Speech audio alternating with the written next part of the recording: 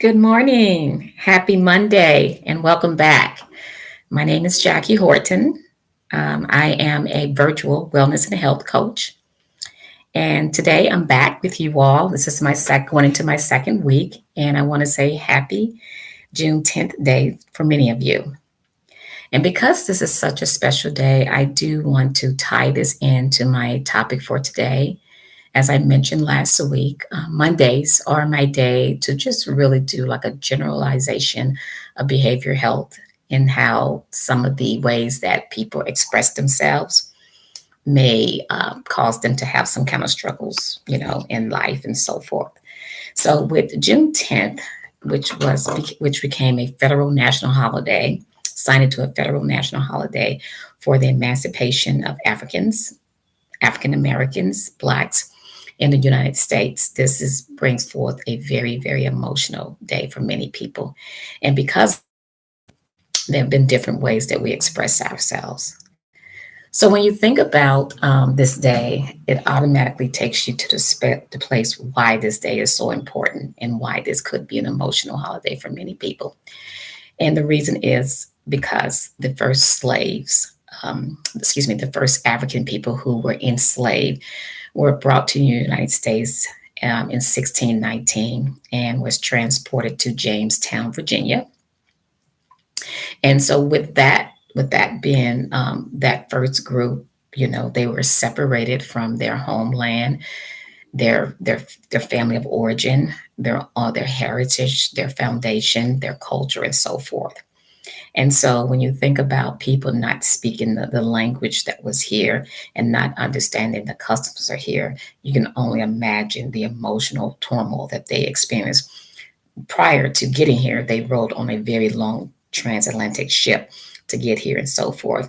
So when you think about all those things, there's a lot of trauma involved. There's a lot of fear involved. There's a lot of just kind of like shock involved.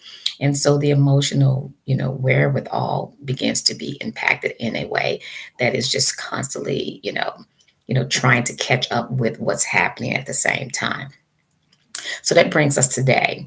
When you think about, those who I have seen in practice where there has been a separation from, stability, security from the initial caregiver infant relationship and so on. Those are the same responses of trying to figure out how to manage the trauma within and how to manage the world externally with all that's going on. And when I think about with all that's going on, I'm thinking about things that you had no control over happening to you, which actually increases the emotional experiences that a person has. And so over time, those experiences, that history, that past event plays a part in how one develops in and continue to grow into, from an adolescent to adulthood. And as we grow, I always say you grow physically, over the years, but you also have to grow emotionally.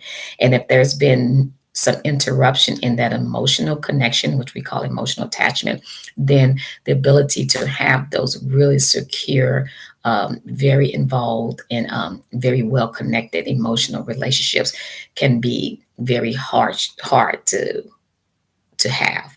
And the way we learn that a person shows up with those struggles is by how he or she interacts and behaves in those close relationships, in those close proximity relationships.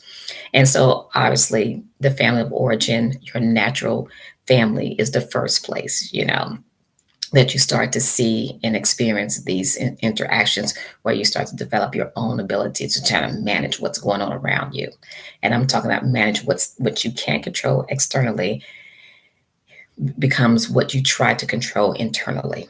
That's one thing. Then these types of ways of coping because of the anxiety that's brought about in these emotional relationship as a result of something that impacted them, we sort of operate in our wider world like that. It may be being a person who's very dismissive, about things, very flat, very unconnected and disconnected in a way that, no matter what it is, the response is pretty much a disconnect and just kind of like, okay, this is what it is. And we like to refer to that as a more of a dismissive, like you're dismissing not only what's happening in the event, but you're also dismissive about how you feel about them as a way to cope and to deal with it. The other thing is avoiding. There are times where, people very much may avoid connection. For example, in family sessions, you may see one or two people in that family unit that really avoids any interaction with the person that triggers that emotional response for them. And so avoiding could be as simple as, really, not having a very important or very serious and important conversation with that person. Or it could just, be that when the person brings up something that's serious and important, the person just, avoid it altogether by not continuing it. The other one is the anxiousness, being anxious around or having some anxiety around those people or those situations. And obviously, anxiety is not a good feeling to have. We all try to avoid that as well. And so, trying to manage what you can't manage brings up the anxiety, because it's always this space of uncertainty that takes place. And then um, and then there's the other one. There's the other piece where you may have a secure attachment, and the secure attachment can be because maybe there was a situation or a person that really played a part in making sure that there was a continuity of attachment and, and care and reliability for you that help you gain a sense of yourself, your own emotional self, in order to have those emotional attachments that you desire. And so we do know that emotional attachment is really a human need. It is not something that you can cut off and cut on. And I think the idea of, people knowing this intrinsically, I think in some ways they've found ways to try to fulfill that need. However, we do have a large people in our society that has not been able to fulfill that need, even with ongoing reliable resources and so forth. And so that usually comes from, as I said, the cut off, the separation from home, family of origin, the cut off from a natural resource of emotional support. And and so we look at these things, and we try to help people understand how this takes place, how it affects them, and how it works for them in the long run. Um, so I'm trying to make sure. And the last one that I wanted to mention was the one regarding the fearfulness. We do often see that more prevalently in children and adolescents, the fearfulness of being in school, being sort of like watched, being sort of like the center of attention. And a lot of times, the fearfulness is expressed in the withdrawal from schools or withdrawal from social settings.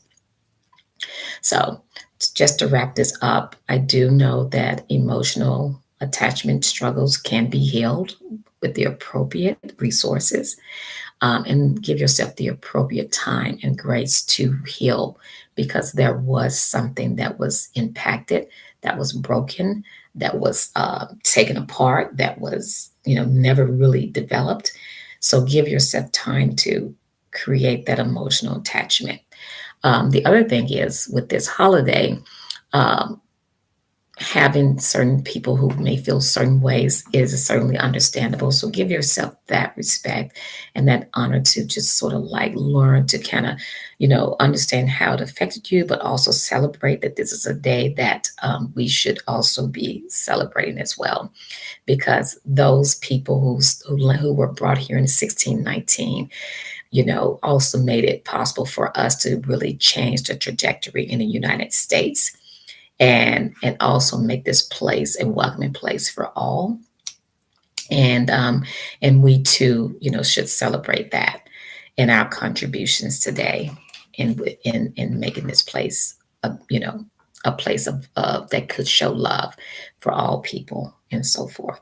So I want to thank you for your time today. This is my channel. I love for you to subscribe and hit the like button and also leave comments so I can have some feedback on any thoughts that you might have. I want to thank you so much again today. You have a great one. Bye-bye.